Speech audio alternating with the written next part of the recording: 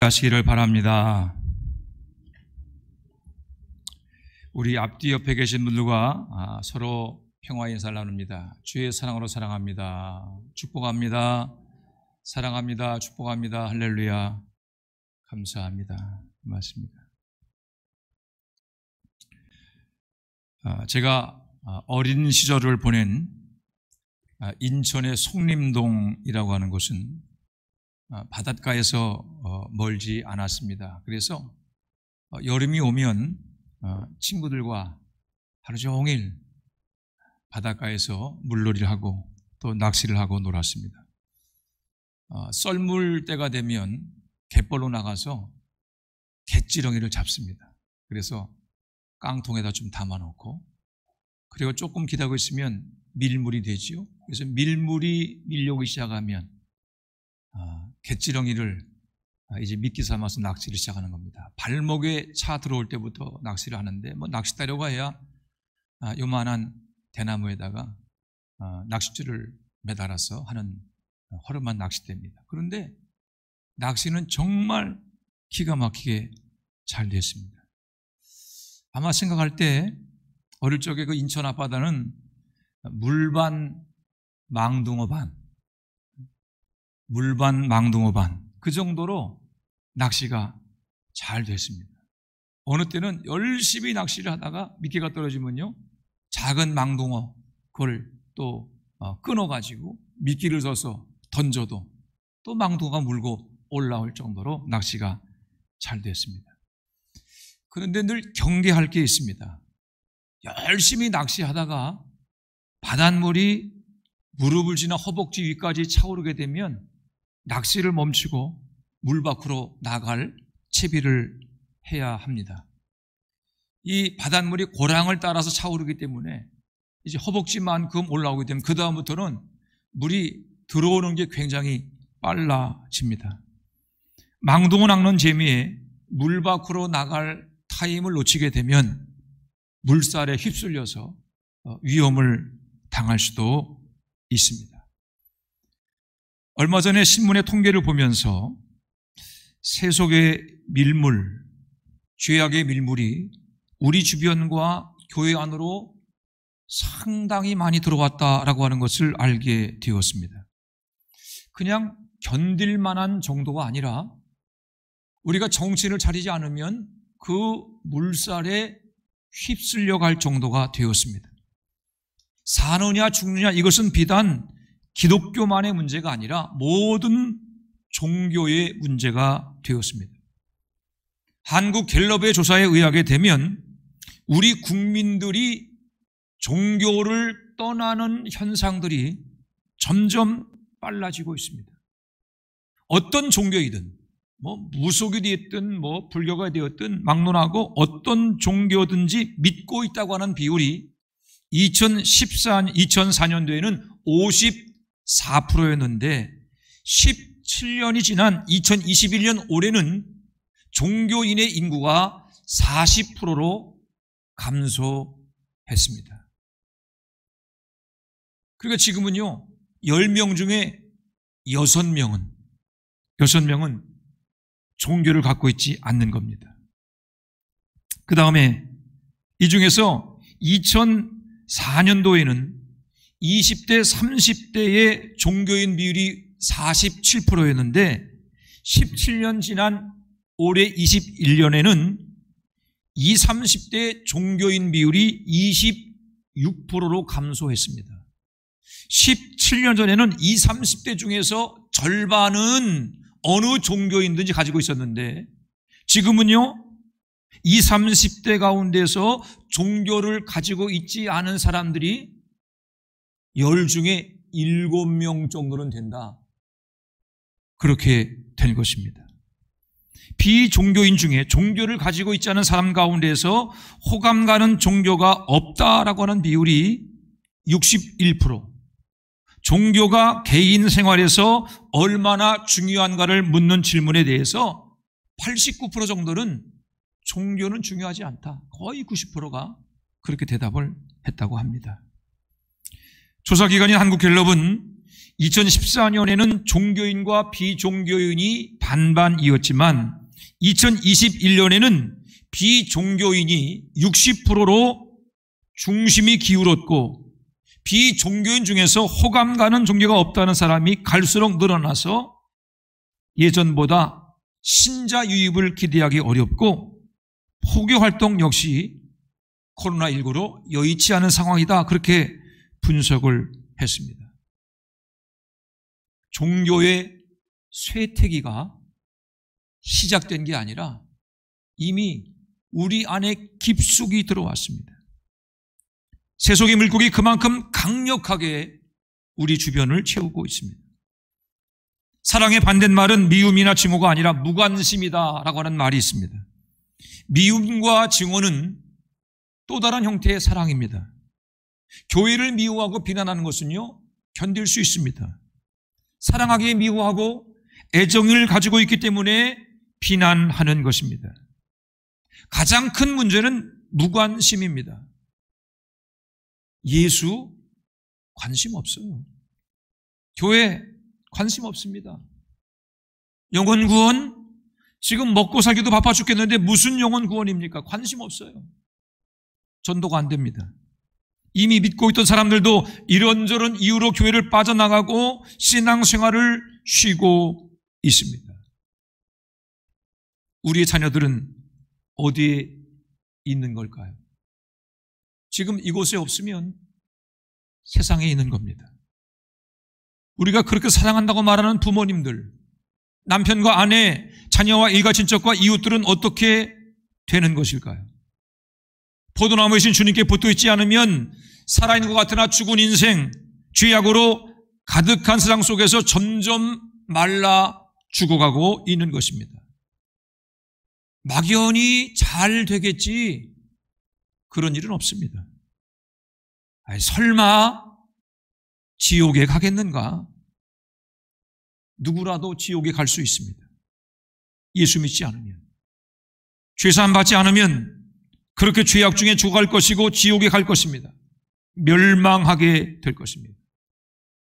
믿으면 좋고 안 믿어도 어쩔 수 없고 그렇게 가볍게 생각할 문제가 절대 아닙니다. 주님께서 저를 이 교회로 보내실 때 하늘 영광 보는 교회, 우리 눈으로 하나님의 일하심을 보는 교회를 세우실 것이다 라고 하는 꿈을 꾸게 하셨습니다.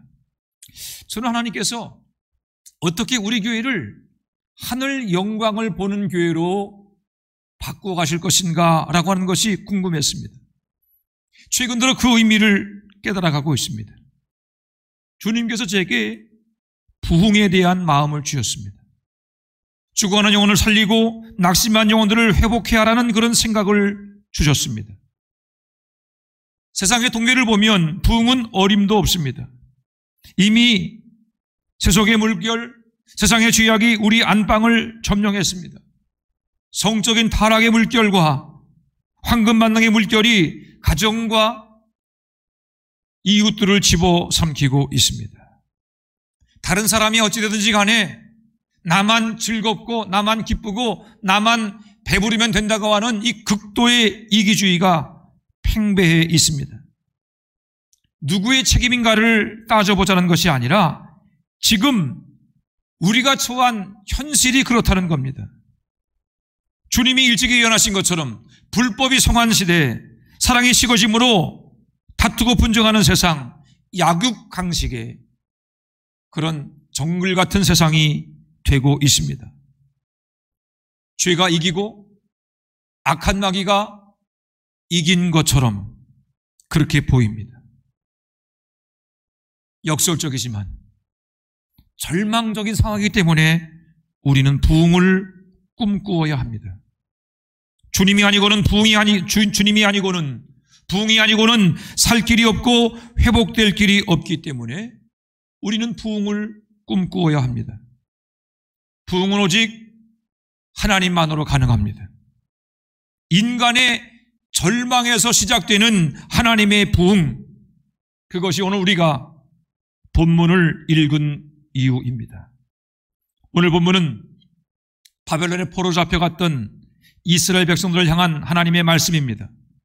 에스겔 선지자도 바벨론의 포로로 잡혀간 그런 신세로서 누구보다도 포로된 이스라엘 백성들의 심정을 잘 알고 있었습니다. 그들은 포로로 잡혀오기 전 고향 예루살렘의 처참한 광경을 목격했습니다. 성전은 불타고 성벽은 무너지고 재산을 빼앗기고 부모와 자녀와 친척들 그리고 이웃들이 적군의 칼날 앞에 비참하게 죽는 것을 보았습니다. 차라리 내가 죽었더라면, 그때 내가 죽었더라면 얼마나 좋았을까. 살아있는 것이 치욕스러운 포로 생활은 죽음보다 더한 고통이었을 것입니다. 바벨론에 포로 잡혀간 이스라엘 백성들은 완전한 절망, 자포자기의 상태가 되었습니다. 이처럼 모든 것을 잃어버리고 절망 가운데 빠진 이스라엘 백성들을 향한 그 말씀과 환상이 오늘 본문입니다. 우리는 본문의 말씀을 통해서 부흥의 가능성을 꿈꾸게 됩니다. 생명을 잃고 바짝 말라버린 골짜기 뼈 같은 이 시대를 살리고 부흥시킬 하나님의 가르침을 깨닫습니다.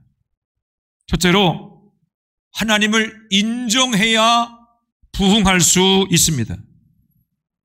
하나님께서 에스겔을 골짜기로 데리고 다니시면서 여기저기를 보게 하셨습니다. 에스겔이 골짜기를 다니면서 본 것은 많은 뼈들, 이미 죽은 지 오래되어서 바짝 말라버린 뼈들이었습니다. 마른 뼈들로 가득한 골짜기를 보여주신 다음에 하나님께서 에스겔에게 이렇게 물으십니다. 에스겔아, 이 뼈들이 다시 살아날 수 있겠느냐? 지금 에스겔이 본 것은 무엇입니까? 골짜기 가득한 뼈들입니다. 말라버린 지 오래된 그런 뼈들, 살아날 수 없는 뼈들입니다. 아무리 과학이 발달해도 마른 뼈를 살릴 수 있는 사람은 없습니다.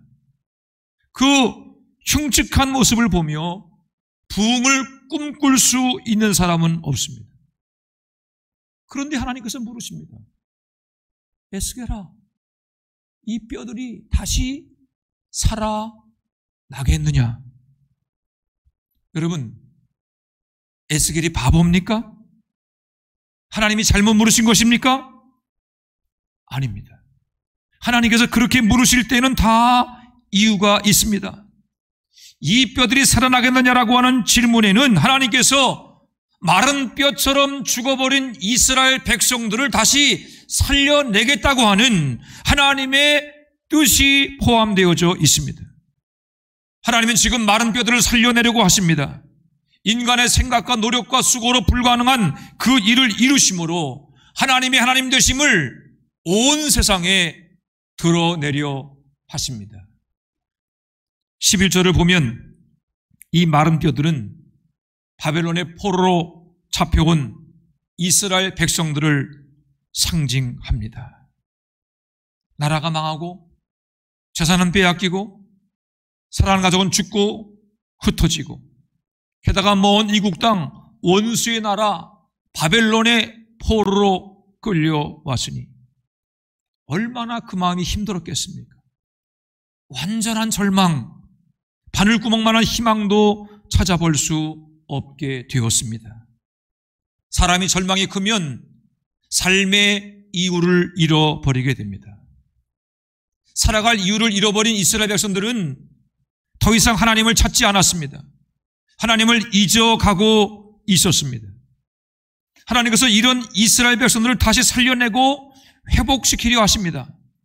마른 뼈가 살아나는 환상처럼 이스라엘 백성들을 절망의 포로 생활에서 다시 살려 이스라엘 땅으로 돌아가게 하실 것이라고 말씀하셨습니다.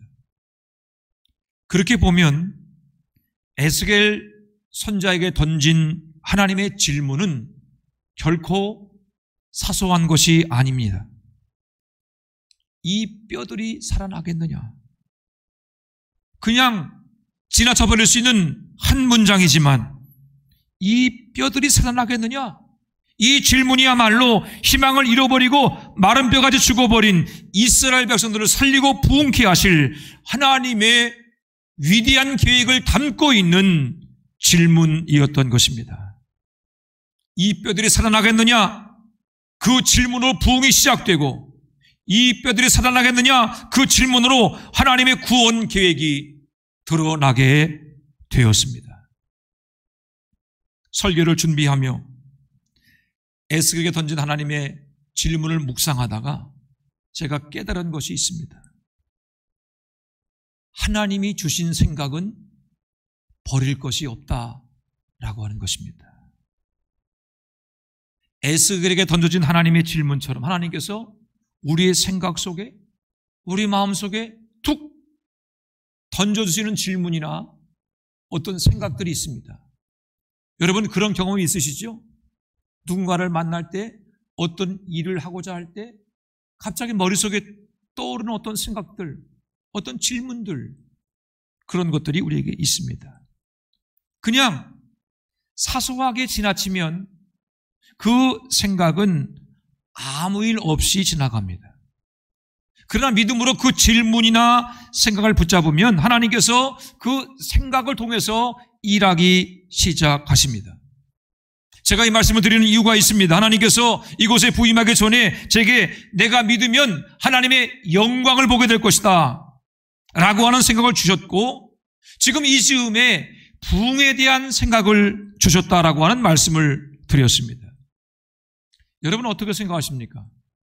제가 부흥을 생각하게 된 것이 우연한 일일까요? 어쩌다 보니까 우연히 그렇게 생각한 것일까? 그럴 수도 있고 하나님이 주신 생각일 수도 있습니다. 목사니까 부흥을 생각할 수 있겠지, 그렇게 지나치게 되면 그 생각은 아무 일 없던 것처럼 사라지고 말 것입니다. 그러나 그 생각을 하나님이 주신 생각으로 붙잡으면 놀라운 일이 일어날 것입니다. 그 생각을 통해서 하나님의 일하심과 하나님의 기적을 우리의 눈으로 보게 될 것입니다. 어린 다윗이 아버지의 심부름을 하기 위해서 먹을 것을 싸가지고 형들이 있는 전쟁터로 가게 되었습니다. 거기 갔다가 하나님을 모욕하는 블레셋의 장수 골리앗을 보게 됐습니다. 3m라는 거대한 신장을 가지고 엄청나게 무서운 그 골리앗이 이스라엘 군대 앞에서 하나님을 모욕하며 조롱하고 있습니다. 그 골리앗 보고 어린 다윗의 마음 가운데 분노가 치밀어 올라왔습니다. 어찌해서 사울왕 앞으로 나가게 된 어린 다윗이 이렇게 말합니다. 제가 사자와 곰을 죽인 것처럼 저 블레셋 놈도 해치우겠습니다. 살아계신 하나님의 군대를 모욕하는 저놈을 어찌 그대로 두고 볼 수만 있겠습니까? 어린 다윗이 한 이야기입니다. 누구도 다윗에게 나가 싸우라고 말한 적이 없습니다. 그를 이스라엘 군대로 징병한 사람도 없습니다. 다윗은 그저 사울 왕에게 자기 생각을 말한 것뿐입니다. 하나님께서 다윗에게만 그런 생각을 주셨겠습니까? 거기 전쟁터에 나와 있는 이스라엘 군대 그 많은 사람들에게도 골리앗을 바라보며 나가 싸워야지라고 하는 생각을 주었을 것입니다. 그런데 이스라엘의 군대 그 군인들 가운데는 블레셋의 골리앗의 거대한 모습, 그 무시무시한 모습을 보면서 나가 싸우자고 하는 생각이 딱 들었을 때 내가 미쳤나? 무슨 소리야? 내가 지금 잘못 생각한 거지. 어떻게 저 골리앗과 싸울 수 있겠어? 그 생각을 거절하고 물리쳤습니다.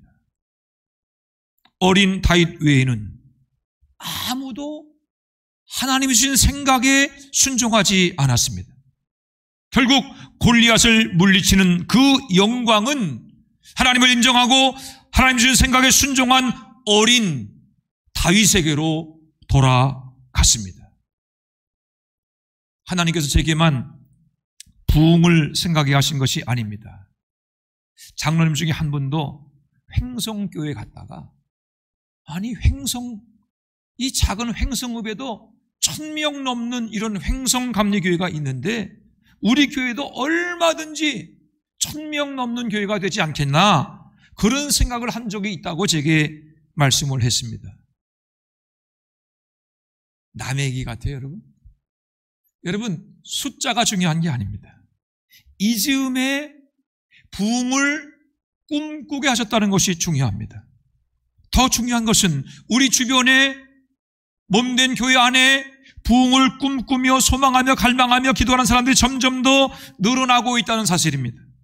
우리 자녀, 우리 남편, 우리 아내, 우리 부모님, 우리 친척, 우리 주변의 이웃들 예수 믿게 해주세요. 구원받게 해주세요. 열심을 회복하게 해주세요. 그렇게 부흥을 갈망하는 분들이 많습니다. 빌립보서 2장 13절을 공동 번역으로 읽어드립니다. 여러분 안에 계셔서 여러분에게 당신의 뜻에 맞는 일을 하고자 하는 마음을 일으켜 주시고 그 일을 할 힘을 주시는 분은 하나님이십니다. 다시 한번 읽어드릴게요. 여러분 안에 계셔서 여러분에게 당신의 뜻에 맞는 일을 하고자 하는 그런 마음을 일으켜 주시고 그 일을 할 힘을 주시는 분은 하나님이십니다. 저는 이 말씀처럼 우리 안에 부흥을 꿈꾸며 갈망하는 선한 마음을 일으켜주는 분이 성령 하나님이신 줄 믿습니다. 부흥을 꿈꾸며 갈망케 하신 성령 하나님께서 또한 그 일을 감당할 힘과 능력도 우리에게 허락해 주실 것입니다. 하나님께서 에스겔의 입을 빌어 우리에게 이렇게 물으십니다. 영적으로 침체한 화천읍이 다시 살아날 수 있겠느냐? 화천제일교회가 다시 부흥할 수 있겠느냐? 다시 물어보겠습니다. 화천제일교회가 다시 부흥할 수 있겠느냐? 하나님께서 이미 부흥을 준비하고 계시고 부흥을 위해서 벌써 일하고 계십니다. 하나님께서 낙심한 영혼들을 일으켜 주실 것입니다. 죽은 영혼들을 살려주실 것입니다. 영적으로 침체하여 마른 뼈 같은 영혼들로 가득한 이 화천읍을 예수 구원, 예수 생명, 예수 부활의 권능으로 살려주실 것입니다. 저는 벌써부터 주님 주신 생각을 아멘으로 붙잡았습니다. 예배당을 오르내리면서 여러분, 우리 밖에 뭐가 보입니까? 교회 주차장 길 건너편에 뭐가 있죠? 큰 주차장이 있어요, 없어요? 그 주차장을 보면서 무슨 생각을 제가 하겠어요? 무슨 기도하겠어요? 네, 하나님, 저 자리에 주의 백성들로 가득 차게 하여 주시옵소서. 주님을 사모하고 예배를 사모하고 말씀을 사모하는 주의 백성들이 타고 온 차량들로 저 주차장을 가득 채워 주시옵소서. 볼 때마다 기도합니다. 볼 때마다 기도하고 있습니다. 여러분도 하나님이 주신 생각을 아멘으로 붙잡으시기 바랍니다. 우리 교회에게 거룩한 소원을 주신 분이 하나님을 인정함으로 놀라운 부흥을 체험하는 화천제일교회가 되시기를 축원합니다. 두 번째는 믿음의 말을 해야 부흥이 일어납니다. 우리 다 같이 4절 말씀을 한번 읽어보겠습니다. 4절입니다. 시작. 너희 마른 뼈들아 여호와의 말씀을 들을지어다. 아멘. 하나님께서 지금 에스겔에게 대언하라라고 하시죠. 이 대언으로 표현된 이 예언은 앞일을 말하는 것이 아니라 하나님이 그 입에 담아주는 말씀을 그대로 전하는 것입니다. 그러니까 이것은 앞일을 말하는 게 아니라 하나님이 담아주신 말씀. 그래서 한문으로 이 예언은 앞일을 말하는 그 미리 예자가 아니라 맡길 예자를 씁니다. 맡길 예 말씀 얹어서 이 예언은 하나님이 입에 담아준 말씀을 그대로 전하는 것, 그렇게 번역이 됩니다. 하나님께서 담아준 말씀을 그대로 전할 때 어떤 일이 일어납니까? 7절 대언할 때 뼈들이 서로 들어맞아 연결되었습니다. 10절 그대로 대언할 때 생기가 그들에게 들어가 살아나서 큰 군대가 되었습니다. 절대로 살아날 수 없을 것 같은 마른 뼈들이 다시 살아나는 부흥의 역사가 대언, 곧 하나님이 입에 담아두시는 말씀을 전할 때 일어나게 되었던 것입니다. 여러분, 부흥은 내 말이 아니라 하나님이 내게 담아주는 말씀을 통해서 일어나는 줄로 믿으시기를 바랍니다. 우리가 어찌 우리의 말로 사람의 영혼을 구원할 수 있겠어요? 하나님이 우리 마음속에, 우리 입술 속에 말씀을 담아주셔야 그 말씀이 생명이 되어서 영혼을 구원하게 되는 것입니다. 오늘 본문에 의하게 되면 살리는 말이 있고 죽이는 말이 있습니다. 흥하게 하는 말이 있고 망하게 하는 말이 있습니다. 영혼을 구원하는 믿음의 말도 있고 반대로 영혼을 죽이는 불신의 말도 있습니다. 어떤 말이 살리는 말입니까? 하나님이 우리 입에 담아주시는 말이 살리는 말이요, 하나님이 우리 입술에 주시는 말씀이 영혼을 구원하는 믿음의 말입니다. 살리는 말, 영혼을 구원하는 믿음의 말의 대표적인 것이 오늘 본문에 반복되는 에스겔의 대언입니다. 5절입니다. 주 여호와께서 이 뼈들에게 이같이 말씀하시기를 내가 생기를 너희에게 들어가게 하리니 너희가 살아나리라. 하나님께서 에스겔의 입에 어떤 말씀을 담아주었습니까? 너희가 살아나리라. 너희가 살아나리라. 살아난다는 말씀, 생명의 말씀을 담아주셨습니다. 너희가 살아나리라, 이 말씀은요, 상황과는 전혀 다른 말씀입니다. 눈에 보이는 것은 마른 뼈입니다. 골짜기에 가득한 마른 뼈들을 보고 살아나리라 그렇게 말할 수 없습니다. 눈에 보이는 대상, 에스겔이 처한 상황은 전혀 그렇지 못합니다. 지금 에스겔의 눈에 보이는 것은 골짜기에 가득한 마른 뼈들입니다. 그러나 하나님은 에스겔에게 눈에 보이는 그 뼈들을 향해서 살아날 것이라고 하는 말씀을 전하라고 하십니다. 마른 뼈처럼 죽어버린 이스라엘 백성들, 마른 뼈처럼 죽어가고 있는 이스라엘 백성들을 향해서 너희가 지금은 죽은 것 같지만 살아날 것이고, 너희가 지금은 포로 잡혀있지만 자유를 얻게 될 것이다. 구원과 해방의 소식을 전하라고 하십니다. 하나님의 능력으로 마른 뼈 같은 너희들도 살아날 수 있다. 그것이 하나님께서 담아주신 생명의 말씀입니다. 믿음의 말만 있는 것이 아니라 불신의 말도 있습니다. 살리는 말만 있는 것이 아니라 죽이는 말, 멸망시키는 말도 있습니다. 우리 11절 말씀을 함께 읽습니다. 11절입니다. 시작. 또 내게 이르시되 인자야, 이 뼈들은 이스라엘 온 족속이라. 그들이 이르기를 우리의 뼈들이 말랐고 우리의 소망이 없어졌으니 우리는 다 멸절되었다 하느니라. 아멘. 지금 이스라엘 백성들이 자기 자신에 대해서 어떻게 말을 하는가를 한번 잘 들어보시기 바랍니다. 그들이 이르기를, 이스라엘 백성들이 지금 하는 말이죠. 우리의 뼈들이 말랐고 우리의 소망이 없어졌으니 우리는 다 멸절되었다.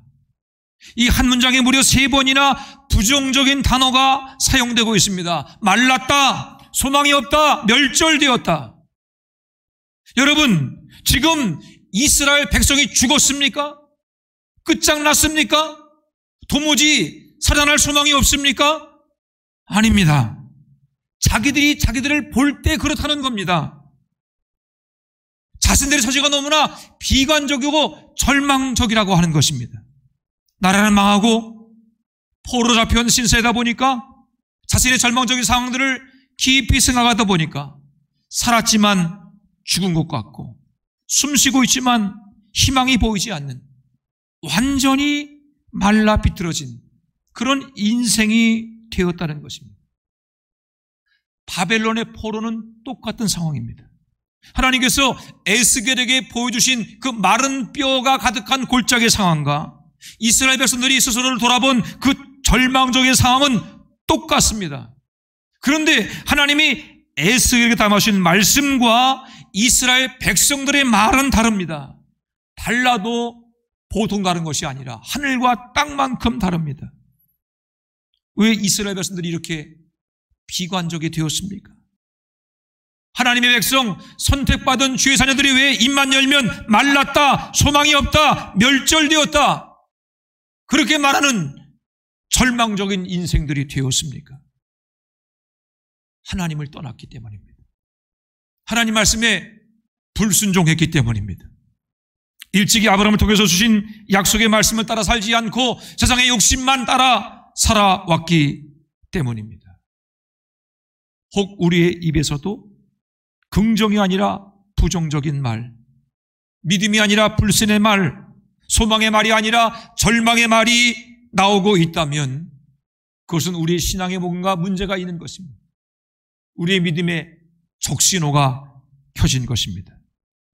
하나님께서는 이 이스라엘 백성들을 살려내기 위해서 에스겔의 입에 생명의 말씀을 넣어주시고 그 말씀을 선포하도록 하셨습니다. 여러분, 그렇습니다. 부흥은 말의 변화로부터 시작됩니다. 말은 생각의 표현입니다. 말이 변해야 우리의 삶이 변합니다. 우리 입술에 부정적인 말을 버리고 믿음의 말, 생명의 말, 희망의 말을 회복해야 합니다. 비판하며 정죄하는 말을 버리고 사랑과 위로와 격려의 말을 우리의 입술에서 회복해야 됩니다. 제가 이곳에 온 지 석 달이 됐습니다.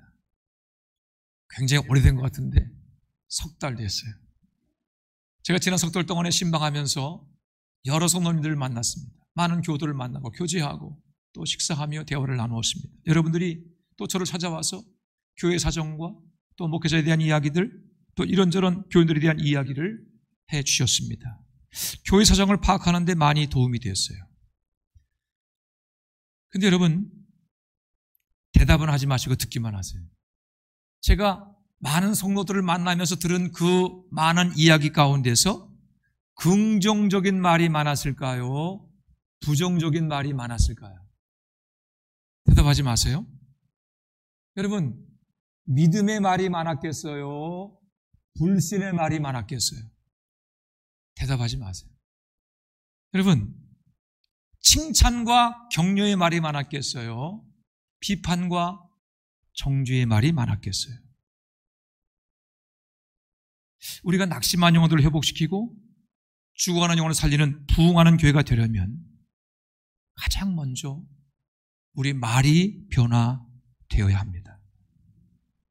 중국과 같던 이스라엘을 회복시키고 살리는 부흥이 에스겔의 입에 담겨진 하나님 말씀에 있었던 것처럼 우리 입술의 말도 하나님의 말, 살리는 말, 믿음의 말로 변화되어야 합니다. 사도행전 1장 8절입니다. 오래 성령이 너희에게 임하시면 너희가 권능을 받고 예루살렘과 온 유대와 사마리아와 땅 끝까지 이르러 내 증인이 되리라. 예수님 말씀처럼 오순절 마가다라 방에 성령께서 강림했습니다. 성령 충만한 제자들은 자기 말을 한 것이 아니라 성령께서 자기 입에 담아준 말을 하기 시작했습니다. 성령이 말하게 하심을 따라 말하는 사람들이 되었습니다. 내 말이 아니라 하나님의 말을 전하게 되었습니다. 여러분, 그것이 증인된다는 뜻입니다. 비판과 정죄, 내 생각에 내 판단으로 하는 말이 아니라 하나님의 생각, 하나님의 언어, 하나님이 내게 담아주시는 말씀들을 하는 것이 바로 증인된다는 뜻입니다. 비판과 정죄의 말이 사라지니까 교회 안에는 다툼과 분쟁이 사라지고 천국 같은 교회가 되었습니다. 뜨겁게 사랑하는 교회. 그것을 본 주변 사람들이 나도 예수 믿으면 저렇게 천국 같은 삶을 살 수 있겠구나, 저렇게 사랑하며 위로하며 격려하는 삶을 살 수 있겠구나, 성도 사이에 넘치는 사랑을 부러워한 사람들이 사도들이 전하는 예수 구원, 예수 복음을 믿기 시작했습니다. 하나님께서 입에 담아주신 말을 통해서 골짜기 마른 뼈 같은 죽은 영혼들이 살아나는 부흥의 기적이 일어난 것입니다. 여러분, 우리는 용서받은 죄인입니다. 하나님의 자녀이지만 여전히 우리에게는 허물이 크고 말에 실수가 많습니다. 어느 때 보게 되면 내가 예수 믿는 거 맞나? 내가 예수 믿고 말씀을 전하는 목사가 맞나? 그럴 정도로 비판하고 정죄하는 모습 앞에 제가 상심할 때도 많습니다. 여러분, 그래서 우리는 성령 충만 받아야 합니다. 성령께서 우리의 생각과 입술을 언제나 다스리도록 간절히 기도해야 합니다. 성령만이 우리를 진리 가운데로 인도하실 것입니다. 성령만이 우리를 예수님의 말씀과 가르침을 생각나게 하시고 성령만이 우리 입술에 생명의 말, 믿음의 말을 담아 주실 것입니다. 살아계신 성령께서 우리 모두를 다스려 주심으로 우리 모든 성도들은 에스겔처럼 하나님께서 입술에 담아두는 생명의 말, 믿음의 말만을 하게 되기를 바랍니다. 우리 입술에서 비판하고 정죄하고 책망하는, 죽이고 멸망시키는 그 부정적인 모든 말들을 끊어 주시기를 간절히 기도합니다. 누구에게도 비판과 정죄의 말을 하지 마세요. 자녀에게도, 남편에게도, 아내에게도, 이웃 누구에게도 상처 주는 말이 아니에요. 주님께서 내 입에 담아주시는 허락하신 사랑의 말, 격려와 위로의 말을 나누는 여러분이 되기를 바랍니다. 그리함으로 우리의 입술에 넘치는 믿음과 소망과 사랑의 말을 통해서 이 마지막 시대에 낙심자를 일으켜 세우고 죽은 영혼들을 살려내는 부흥의 기적을 이루는 화천 제일교회 될 수 있기를 주님의 이름으로 축원해 드립니다. 기도하겠습니다. 하나님 감사합니다. 예수 믿어 구원받게 하시고 성령을 부어주셔서 증인되게 하시니 감사합니다. 주님, 우리가 하나님을 바라보게 하여 주시옵소서. 우리에게 쓰이는 하나님의 거룩한 생각을 아멘으로 붙잡게 하시고 믿음으로 행하는 저희들 되게 하여 주시옵소서. 상황과 조건 앞에 무너지지 않게 하여 주시옵소서. 하나님, 살아계신 주님을 바라보게 도와주시고 주여, 우리 입술에 담아주시는 그 능력의 말, 생명의 말, 믿음의 말을 통하여서 죽어가는 영혼들을 구원하고 살릴 수 있는 하나님의 위대한 군대로 사용하여 주시옵소서. 감사드리고 예수님의 이름으로 기도해 싸움나이다. 아멘. 하시기를 바랍니다. 제가 어린 시절을 보낸 인천의 송림동이라고 하는 곳은 바닷가에서 멀지 않았습니다. 그래서 여름이 오면 친구들과 하루 종일 바닷가에서 물놀이를 하고 또 낚시를 하고 놀았습니다. 썰물 때가 되면 갯벌로 나가서 갯지렁이를 잡습니다. 그래서 깡통에다 좀 담아놓고 그리고 조금 기다리고 있으면 밀물이 되지요. 그래서 밀물이 밀려오기 시작하면 갯지렁이를 이제 미끼 삼아서 낚시를 시작하는 겁니다. 발목에 차 들어올 때부터 낚시를 하는데 낚싯대려고 해야 요만한 대나무에다가 낚싯줄을 매달아서 하는 허름한 낚싯대입니다. 그런데 낚시는 정말 기가 막히게 잘 됐습니다. 아마 생각할 때 어릴 적에 그 인천 앞바다는 물반 망둥어 반, 물반 망둥어 반, 그 정도로 낚시가 잘 됐습니다. 어느 때는 열심히 낚시를 하다가 미끼가 떨어지면요, 작은 망둥어 그걸 또 끊어가지고 미끼를 써서 던져도 또 망둥어가 물고 올라올 정도로 낚시가 잘 됐습니다. 그런데 늘 경계할 게 있습니다. 열심히 낚시하다가 바닷물이 무릎을 지나 허벅지 위까지 차오르게 되면 낚시를 멈추고 물 밖으로 나갈 채비를 해야 합니다. 이 바닷물이 고랑을 따라서 차오르기 때문에 이제 허벅지만큼 올라오게 되면 그 다음부터는 물이 들어오는 게 굉장히 빨라집니다. 망둥어 낚는 재미에 물 밖으로 나갈 타임을 놓치게 되면 물살에 휩쓸려서 위험을 당할 수도 있습니다.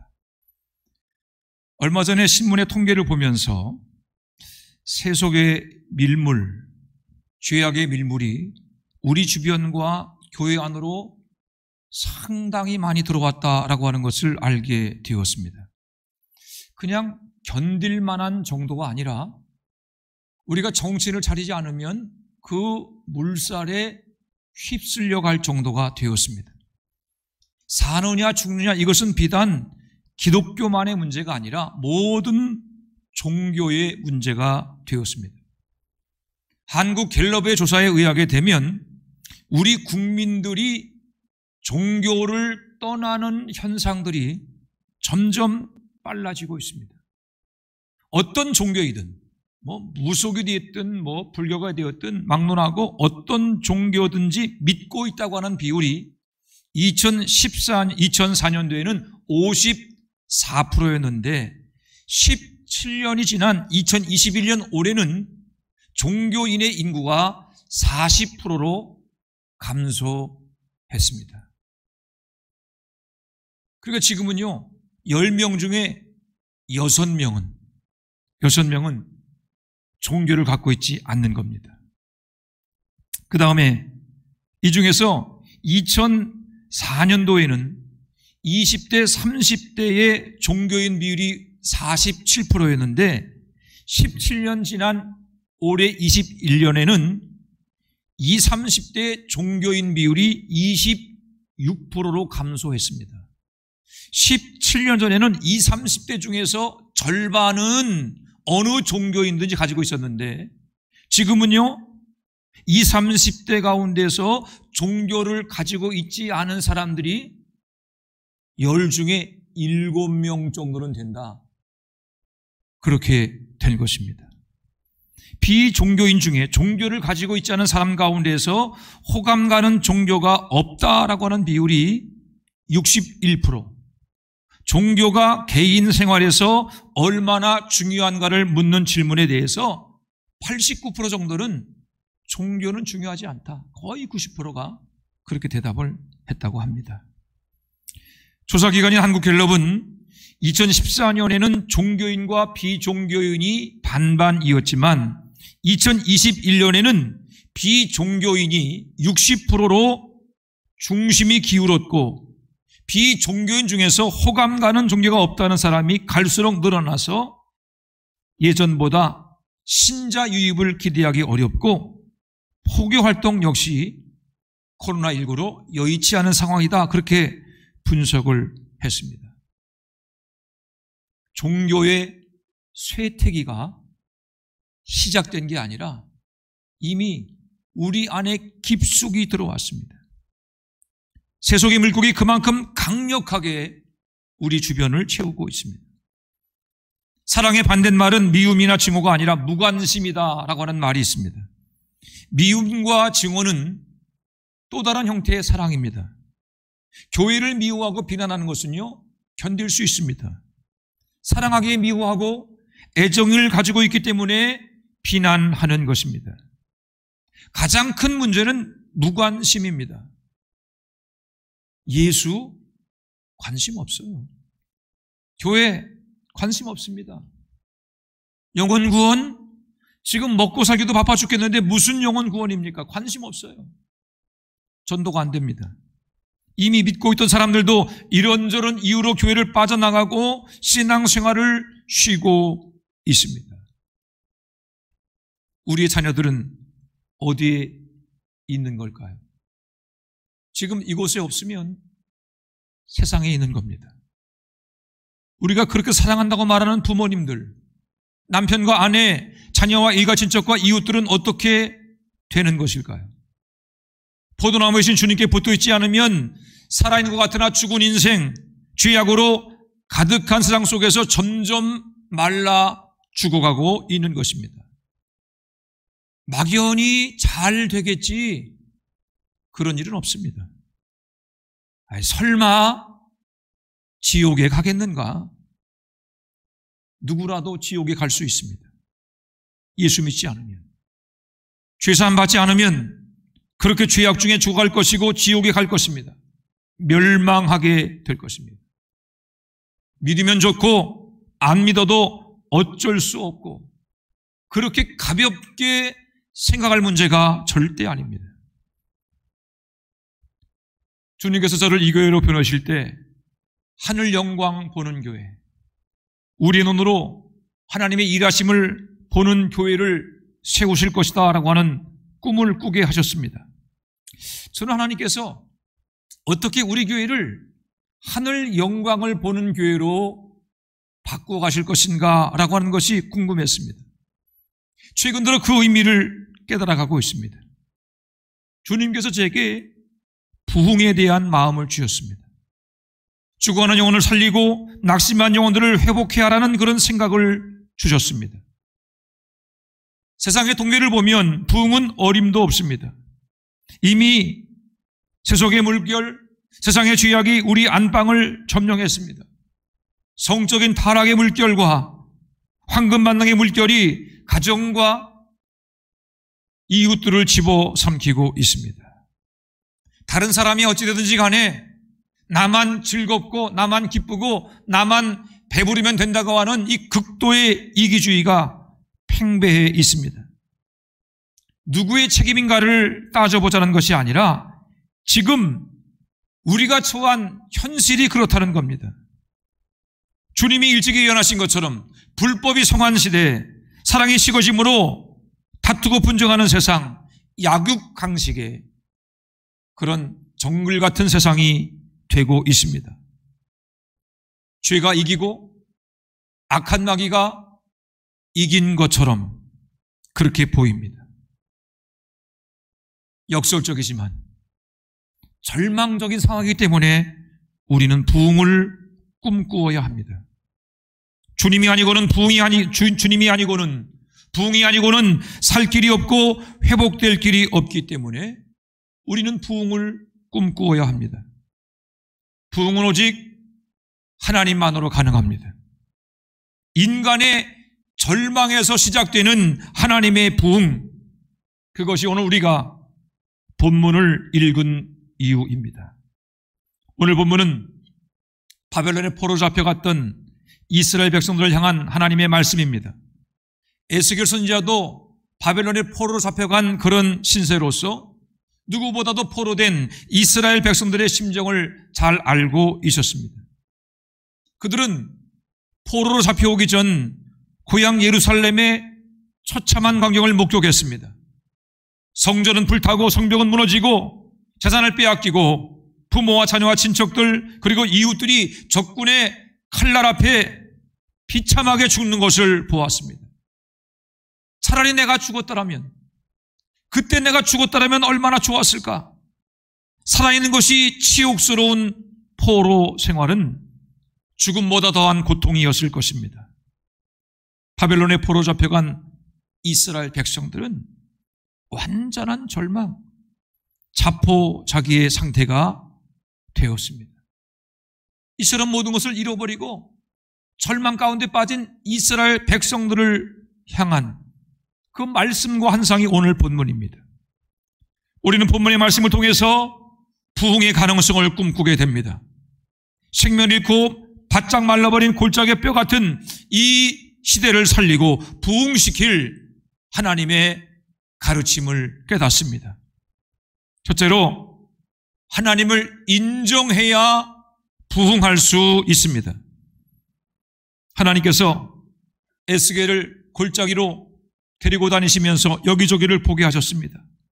에스겔이 골짜기를 다니면서 본 것은 많은 뼈들, 이미 죽은 지 오래되어서 바짝 말라버린 뼈들이었습니다.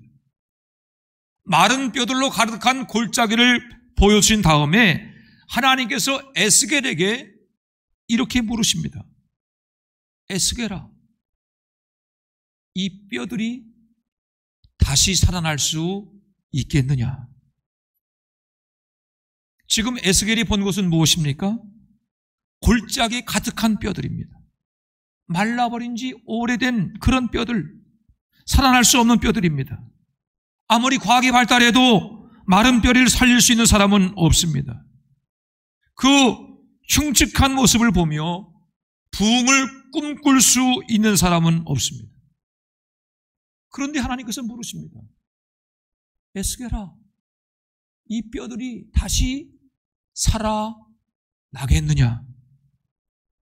여러분, 에스겔이 바보입니까? 하나님이 잘못 물으신 것입니까? 아닙니다. 하나님께서 그렇게 물으실 때는 다 이유가 있습니다. 이 뼈들이 살아나겠느냐라고 하는 질문에는 하나님께서 마른 뼈처럼 죽어버린 이스라엘 백성들을 다시 살려내겠다고 하는 하나님의 뜻이 포함되어져 있습니다. 하나님은 지금 마른 뼈들을 살려내려고 하십니다. 인간의 생각과 노력과 수고로 불가능한 그 일을 이루심으로 하나님이 하나님 되심을 온 세상에 드러내려 하십니다. 11절을 보면 이 마른 뼈들은 바벨론의 포로로 잡혀온 이스라엘 백성들을 상징합니다. 나라가 망하고 재산은 빼앗기고 사랑하는 가족은 죽고 흩어지고 게다가 먼 이국 땅 원수의 나라 바벨론의 포로로 끌려왔으니 얼마나 그 마음이 힘들었겠습니까? 완전한 절망, 바늘구멍만한 희망도 찾아볼 수 없게 되었습니다. 사람이 절망이 크면 삶의 이유를 잃어버리게 됩니다. 살아갈 이유를 잃어버린 이스라엘 백성들은 더 이상 하나님을 찾지 않았습니다. 하나님을 잊어가고 있었습니다. 하나님께서 이런 이스라엘 백성들을 다시 살려내고 회복시키려 하십니다. 마른 뼈가 살아나는 환상처럼 이스라엘 백성들을 절망의 포로 생활에서 다시 살려 이스라엘 땅으로 돌아가게 하실 것이라고 말씀하셨습니다. 그렇게 보면 에스겔 선지자에게 던진 하나님의 질문은 결코 사소한 것이 아닙니다. 이 뼈들이 살아나겠느냐? 그냥 지나쳐 버릴 수 있는 한 문장이지만 이 뼈들이 살아나겠느냐? 이 질문이야말로 희망을 잃어버리고 마른 뼈까지 죽어버린 이스라엘 백성들을 살리고 부흥케 하실 하나님의 위대한 계획을 담고 있는 질문이었던 것입니다. 이 뼈들이 살아나겠느냐? 그 질문으로 부흥이 시작되고 이 뼈들이 살아나겠느냐? 그 질문으로 하나님의 구원 계획이 드러나게 되었습니다. 설교를 준비하며 에스겔에게 던진 하나님의 질문을 묵상하다가 제가 깨달은 것이 있습니다. 하나님이 주신 생각은 버릴 것이 없다라고 하는 것입니다. 에스겔에게 던져진 하나님의 질문처럼 하나님께서 우리의 생각 속에, 우리 마음 속에 툭 던져주시는 질문이나 어떤 생각들이 있습니다. 여러분 그런 경험이 있으시죠? 누군가를 만날 때, 어떤 일을 하고자 할 때 갑자기 머릿속에 떠오르는 어떤 생각들, 어떤 질문들, 그런 것들이 우리에게 있습니다. 그냥 사소하게 지나치면 그 생각은 아무 일 없이 지나갑니다. 그러나 믿음으로 그 질문이나 생각을 붙잡으면 하나님께서 그 생각을 통해서 일하기 시작하십니다. 제가 이 말씀을 드리는 이유가 있습니다. 하나님께서 이곳에 부임하기 전에 제게 내가 믿으면 하나님의 영광을 보게 될 것이다 라고 하는 생각을 주셨고, 지금 이 즈음에 부흥에 대한 생각을 주셨다라고 하는 말씀을 드렸습니다. 여러분 어떻게 생각하십니까? 제가 부흥을 생각하게 된 것이 우연한 일일까요? 어쩌다 보니까 우연히 그렇게 생각한 것일까? 그럴 수도 있고 하나님이 주신 생각일 수도 있습니다. 목사니까 부흥을 생각할 수 있겠지, 그렇게 지나치게 되면 그 생각은 아무 일 없던 것처럼 사라지고 말 것입니다. 그러나 그 생각을 하나님이 주신 생각으로 붙잡으면 놀라운 일이 일어날 것입니다. 그 생각을 통해서 하나님의 일하심과 하나님의 기적을 우리의 눈으로 보게 될 것입니다. 어린 다윗이 아버지의 심부름을 하기 위해서 먹을 것을 싸가지고 형들이 있는 전쟁터로 가게 되었습니다. 거기 갔다가 하나님을 모욕하는 블레셋의 장수 골리앗을 보게 됐습니다.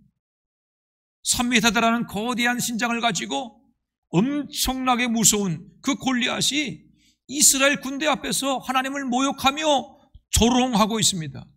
그 골리앗 보고 어린 다윗의 마음 가운데 분노가 치밀어 올라왔습니다. 어찌해서 사울왕 앞으로 나가게 된 어린 다윗이 이렇게 말합니다. 제가 사자와 곰을 죽인 것처럼 저 블레셋 놈도 해치우겠습니다. 살아계신 하나님의 군대를 모욕하는 저놈을 어찌 그대로 두고 볼 수만 있겠습니까? 어린 다윗이 한 이야기입니다. 누구도 다윗에게 나가 싸우라고 말한 적이 없습니다. 그를 이스라엘 군대로 징병한 사람도 없습니다. 다윗은 그저 사울 왕에게 자기 생각을 말한 것뿐입니다. 하나님께서 다윗에게만 그런 생각을 주셨겠습니까? 거기 전쟁터에 나와 있는 이스라엘 군대 그 많은 사람들에게도 골리앗을 바라보며 나가 싸워야지라고 하는 생각을 주었을 것입니다. 그런데 이스라엘의 군대 그 군인들 가운데는 블레셋의 골리앗의 거대한 모습, 그 무시무시한 모습을 보면서 나가 싸우자고 하는 생각이 딱 들었을 때 내가 미쳤나? 무슨 소리야? 내가 지금 잘못 생각한 거지. 어떻게 저 골리앗과 싸울 수 있겠어? 그 생각을 거절하고 물리쳤습니다. 어린 다윗 외에는 아무도 하나님이 주신 생각에 순종하지 않았습니다. 결국 골리앗을 물리치는 그 영광은 하나님을 인정하고 하나님 주신 생각에 순종한 어린 다윗에게로 돌아갔습니다. 하나님께서 제게만 부흥을 생각해 하신 것이 아닙니다. 장로님 중에 한 분도 횡성교회 갔다가 이 작은 횡성읍에도 1000명 넘는 이런 횡성감리교회가 있는데 우리 교회도 얼마든지 1000명 넘는 교회가 되지 않겠나, 그런 생각을 한 적이 있다고 제게 말씀을 했습니다. 남의 얘기 같아요, 여러분. 여러분, 숫자가 중요한 게 아닙니다. 이 즈음에 부흥을 꿈꾸게 하셨다는 것이 중요합니다. 더 중요한 것은 우리 주변에 몸된 교회 안에 부흥을 꿈꾸며 소망하며 갈망하며 기도하는 사람들이 점점 더 늘어나고 있다는 사실입니다. 우리 자녀, 우리 남편, 우리 아내, 우리 부모님, 우리 친척, 우리 주변의 이웃들 예수 믿게 해주세요. 구원받게 해주세요. 열심을 회복하게 해주세요. 그렇게 부흥을 갈망하는 분들이 많습니다. 빌립보서 2장 13절을 공동 번역으로 읽어드립니다. 여러분 안에 계셔서 여러분에게 당신의 뜻에 맞는 일을 하고자 하는 마음을 일으켜 주시고 그 일을 할 힘을 주시는 분은 하나님이십니다. 다시 한번 읽어드릴게요. 여러분 안에 계셔서 여러분에게 당신의 뜻에 맞는 일을 하고자 하는 그런 마음을 일으켜 주시고 그 일을 할 힘을 주시는 분은 하나님이십니다. 전의 말씀처럼 우리 안에 부흥을 꿈꾸며 갈망하는 선한 마음을 일으켜주는 분이 성령 하나님이신 줄 믿습니다. 부흥을 꿈꾸며 갈망케 하신 성령 하나님께서 또한 그 일을 감당할 힘과 능력도 우리에게 허락해 주실 것입니다. 하나님께서 에스겔의 입을 빌어 우리에게 이렇게 물으십니다. 영적으로 침체한 화천읍이 다시 살아날 수 있겠느냐? 화천제일교회가 다시 부흥할 수 있겠느냐? 다시 물어보겠습니다. 화천제일교회가 다시 부흥할 수 있겠느냐? 하나님께서 이미 부흥을 준비하고 계시고 부흥을 위해서 벌써 일하고 계십니다. 하나님께서 낙심한 영혼들을 일으켜 주실 것입니다. 죽은 영혼들을 살려주실 것입니다. 영적으로 침체하여 마른 뼈 같은 영혼들로 가득한 이 화천읍을 예수 구원, 예수 생명, 예수 부활의 권능으로 살려주실 것입니다. 저는 벌써부터 주님 주신 생각을 아멘으로 붙잡았습니다. 예배당을 오르내리면서 여러분, 우리 밖에 뭐가 보입니까? 교회 주차장 길 건너편에 뭐가 있죠? 큰 주차장이 있어요, 없어요? 그 주차장을 보면서 무슨 생각을 제가 하겠어요? 무슨 기도하겠어요?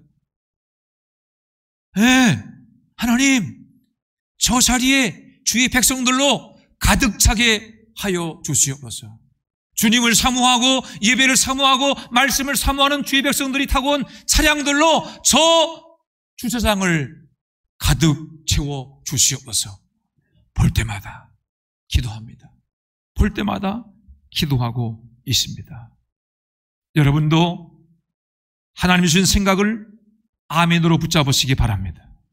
우리 교회에게 거룩한 소원을 주신 분이 하나님을 인정함으로 놀라운 부흥을 체험하는 화천제일교회가 되시기를 축원합니다. 두 번째는 믿음의 말을 해야 부흥이 일어납니다. 우리 다 같이 4절 말씀을 한번 읽어보겠습니다. 4절입니다. 시작.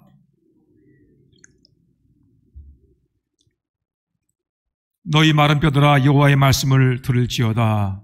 아멘. 하나님께서 지금 에스겔에게 대언하라라고 하시죠. 이 대언으로 표현된 이 예언은 앞일을 말하는 것이 아니라 하나님이 그 입에 담아주는 말씀을 그대로 전하는 것입니다. 그러니까 이것은 앞일을 말하는 게 아니라 하나님이 담아주신 말씀. 그래서 한문으로 이 예언은 앞일을 말하는 그 미리 예자가 아니라 맡길 예자를 씁니다. 맡길 예 말씀 얹어서 이 예언은 하나님이 입에 담아준 말씀을 그대로 전하는 것, 그렇게 번역이 됩니다. 하나님께서 담아준 말씀을 그대로 전할 때 어떤 일이 일어납니까?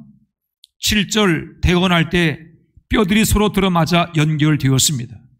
10절 그대로 대언할 때 생기가 그들에게 들어가 살아나서 큰 군대가 되었습니다. 절대로 살아날 수 없을 것 같은 마른 뼈들이 다시 살아나는 부흥의 역사가 대언, 곧 하나님이 입에 담아두시는 말씀을 전할 때 일어나게 되었던 것입니다. 여러분, 부흥은 내 말이 아니라 하나님이 내게 담아주는 말씀을 통해서 일어나는 줄로 믿으시기를 바랍니다. 우리가 어찌 우리의 말로 사람의 영혼을 구원할 수 있겠어요? 하나님이 우리 마음속에, 우리 입술 속에 말씀을 담아주셔야 그 말씀이 생명이 되어서 영혼을 구원하게 되는 것입니다. 오늘 본문에 의하게 되면 살리는 말이 있고 죽이는 말이 있습니다. 흥하게 하는 말이 있고 망하게 하는 말이 있습니다. 영혼을 구원하는 믿음의 말도 있고 반대로 영혼을 죽이는 불신의 말도 있습니다. 어떤 말이 살리는 말입니까?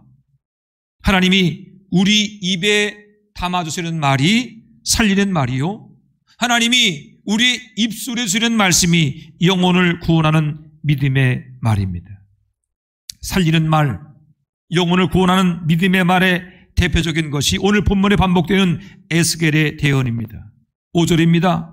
주 여호와께서 이 뼈들에게 이같이 말씀하시기를 내가 생기를 너희에게 들어가게 하리니 너희가 살아나리라. 하나님께서 에스겔의 입에 어떤 말씀을 담아주었습니까? 너희가 살아나리라. 너희가 살아나리라. 살아난다는 말씀, 생명의 말씀을 담아주셨습니다. 너희가 살아나리라, 이 말씀은요, 상황과는 전혀 다른 말씀입니다. 눈에 보이는 것은 마른 뼈입니다. 골짜기에 가득한 마른 뼈들을 보고 살아나리라 그렇게 말할 수 없습니다. 눈에 보이는 대상, 에스겔이 처한 상황은 전혀 그렇지 못합니다. 지금 에스겔의 눈에 보이는 것은 골짜기에 가득한 마른 뼈들입니다. 그러나 하나님은 에스겔에게 눈에 보이는 그 뼈들을 향해서 살아날 것이라고 하는 말씀을 전하라고 하십니다. 마른 뼈처럼 죽어버린 이스라엘 백성들, 마른 뼈처럼 죽어가고 있는 이스라엘 백성들을 향해서 너희가 지금은 죽은 것 같지만 살아날 것이고, 너희가 지금은 포로 잡혀 있지만 자유를 얻게 될 것이다. 구원과 해방의 소식을 전하라고 하십니다. 하나님의 능력으로 마른 뼈 같은 너희들도 살아날 수 있다. 그것이 하나님께서 담아주신 생명의 말씀입니다. 믿음의 말만 있는 것이 아니라 불신의 말도 있습니다. 살리는 말만 있는 것이 아니라 죽이는 말, 멸망시키는 말도 있습니다. 우리 11절 말씀을 함께 읽습니다. 11절입니다. 시작. 또 내게 이르시되 인자야 이 뼈들은 이스라엘 온 족속이라. 그들의 이르기를 우리의 뼈들이 말랐고 우리의 소망이 없어졌으니 우리는 다 멸절되었다 하느니라. 아멘. 지금 이스라엘 백성들이 자기 자신에 대해서 어떻게 말을 하는가를 한번 잘 들어보시기 바랍니다. 그들이 이르기를, 이스라엘 백성들이 지금 하는 말이죠. 우리의 뼈들이 말랐고 우리의 소망이 없어졌으니 우리는 다 멸절되었다. 이 한 문장에 무려 3번이나 부정적인 단어가 사용되고 있습니다. 말랐다, 소망이 없다, 멸절되었다. 여러분, 지금 이스라엘 백성이 죽었습니까? 끝장났습니까? 도무지 살아날 소망이 없습니까? 아닙니다. 자기들이 자기들을 볼 때 그렇다는 겁니다. 자신들의 처지가 너무나 비관적이고 절망적이라고 하는 것입니다.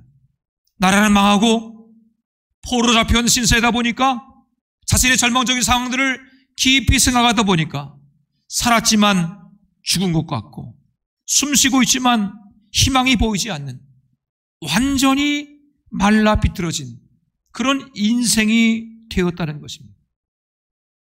바벨론의 포로는 똑같은 상황입니다. 하나님께서 에스겔에게 보여주신 그 마른 뼈가 가득한 골짜기의 상황과 이스라엘 백성들이 스스로를 돌아본 그 절망적인 상황은 똑같습니다. 그런데 하나님이 에스겔에게 담아주신 말씀과 이스라엘 백성들의 말은 다릅니다. 달라도 보통 다른 것이 아니라 하늘과 땅만큼 다릅니다. 왜 이스라엘 백성들이 이렇게 비관적이 되었습니까? 하나님의 백성, 선택받은 주의 자녀들이 왜 입만 열면 말랐다, 소망이 없다, 멸절되었다, 그렇게 말하는 절망적인 인생들이 되었습니까? 하나님을 떠났기 때문입니다. 하나님 말씀에 불순종했기 때문입니다. 일찍이 아브라함을 통해서 주신 약속의 말씀을 따라 살지 않고 세상의 욕심만 따라 살아왔기 때문입니다. 혹 우리의 입에서도 긍정이 아니라 부정적인 말, 믿음이 아니라 불신의 말, 소망의 말이 아니라 절망의 말이 나오고 있다면 그것은 우리의 신앙에 뭔가 문제가 있는 것입니다. 우리의 믿음에 적신호가 켜진 것입니다. 하나님께서는 이 이스라엘 백성들을 살려내기 위해서 에스겔의 입에 생명의 말씀을 넣어주시고 그 말씀을 선포하도록 하셨습니다. 여러분, 그렇습니다. 부흥은 말의 변화로부터 시작됩니다. 말은 생각의 표현입니다. 말이 변해야 우리의 삶이 변합니다. 우리 입술에 부정적인 말을 버리고 믿음의 말, 생명의 말, 희망의 말을 회복해야 합니다. 비판하며 정죄하는 말을 버리고 사랑과 위로와 격려의 말을 우리 입술에서 회복해야 됩니다. 제가 이곳에 온 지 석 달이 됐습니다.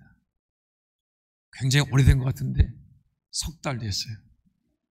제가 지난 석 달 동안에 신방하면서 여러 성도님들을 만났습니다. 많은 교도를 만나고 교제하고 또 식사하며 대화를 나누었습니다. 여러분들이 또 저를 찾아와서 교회 사정과 또 목회자에 대한 이야기들, 또 이런저런 교인들에 대한 이야기를 해 주셨습니다. 교회 사정을 파악하는 데 많이 도움이 되었어요. 근데 여러분, 대답은 하지 마시고 듣기만 하세요. 제가 많은 성도들을 만나면서 들은 그 많은 이야기 가운데서 긍정적인 말이 많았을까요? 부정적인 말이 많았을까요? 대답하지 마세요. 여러분, 믿음의 말이 많았겠어요?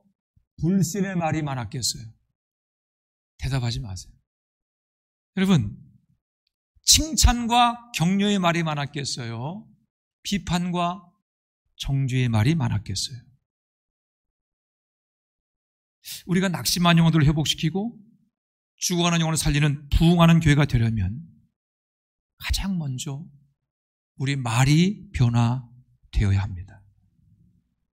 중국과 같던 이스라엘을 회복시키고 살리는 부흥이 에스겔의 입에 담겨진 하나님 말씀에 있었던 것처럼 우리 입술의 말도 하나님의 말, 살리는 말, 믿음의 말로 변화되어야 합니다. 사도행전 1장 8절입니다. 오래 성령이 너희가 임하시면 너희가 권능을 받고 예루살렘과 온 유대와 사마리아와 땅 끝까지 이르러 내 증인이 되리라. 예수님 말씀처럼 오순절 마가다라 방에 성령께서 강림했습니다. 성령 충만한 제자들은 자기 말을 한 것이 아니라 성령께서 자기 입에 담아준 말을 하기 시작했습니다. 성령이 말하게 하심을 따라 말하는 사람들이 되었습니다. 내 말이 아니라 하나님의 말을 전하게 되었습니다. 여러분, 그것이 증인된다는 뜻입니다. 비판과 정죄, 내 생각에 내 판단으로 하는 말이 아니라 하나님의 생각, 하나님의 언어, 하나님이 내게 담아두시는 말씀들을 하는 것이 바로 증인된다는 뜻입니다. 비판과 정죄의 말이 사라지니까 교회 안에는 다툼과 분쟁이 사라지고 천국 같은 교회가 되었습니다. 뜨겁게 사랑하는 교회. 그것을 본 주변 사람들이 나도 예수 믿으면 저렇게 천국 같은 삶을 살 수 있겠구나. 저렇게 사랑하며 위로하며 격려하는 삶을 살 수 있겠구나. 성도 사이에 넘치는 사랑을 부러워한 사람들이 사도들이 전하는 예수 구원, 예수 복음을 믿기 시작했습니다. 하나님께서 입에 담아주신 말을 통해서 골짜기 마른 뼈 같은 죽은 영혼들이 살아나는 부흥의 기적이 일어난 것입니다. 여러분, 우리는 용서받은 죄인입니다. 하나님의 자녀이지만 여전히 우리에게는 허물이 크고 말에 실수가 많습니다. 어느 때 보게 되면 내가 예수 믿는 거 맞나? 내가 예수 믿고 말씀을 전하는 목사가 맞나? 그럴 정도로 비판하고 정죄하는 모습 앞에 제가 상심할 때도 많습니다. 여러분, 그래서 우리는 성령 충만 받아야 합니다. 성령께서 우리의 생각과 입술을 언제나 다스리도록 간절히 기도해야 합니다. 성령만이 우리를 진리 가운데로 인도하실 것입니다. 성령만이 우리를 예수님의 말씀과 가르침을 생각나게 하시고 성령만이 우리 입술에 생명의 말, 믿음의 말을 담아 주실 것입니다.